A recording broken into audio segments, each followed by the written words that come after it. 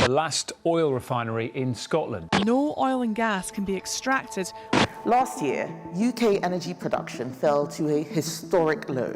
More than 40% of our needs were met by imports. That is not security. It is certainly not strength. It is weakness by choice. We're committed to no new North Sea oil and gas licences, the first G7 oil and gas producing country to make this commitment.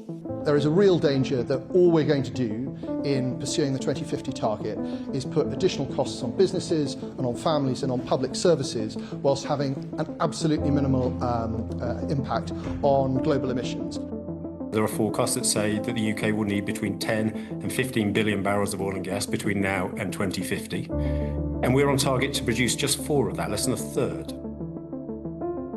And with supportive policy, the basin could produce almost half of that demand. That means we support jobs, we support real value in our economy. That adds over £150 billion to our economy. And it all comes with a lower carbon footprint than importing. Russia's war in Ukraine has reminded us that energy security is national security.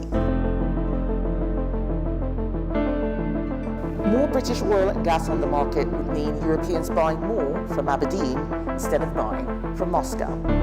So when we talk about the North Sea, about what is at stake, it is about our jobs, our energy, and the security of our country and our families.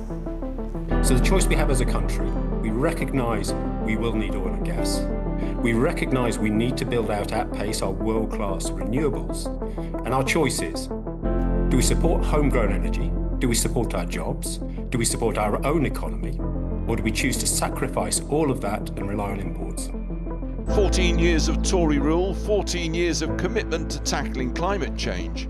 But Kemi Badenoch had already signalled a different approach earlier in the year when she said it would be impossible to reach net zero by 2050.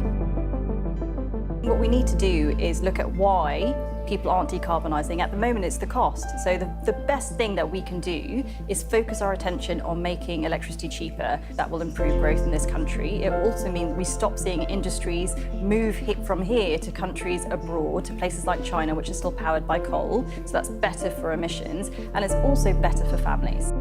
I believe in stewardship of our natural environment and in protecting what we inherit for future generations. Nature is critical to our food, our water, our climate security. Our countrysides and coastlines are a core part of Britain's heritage. The Conservative Party is committed to this.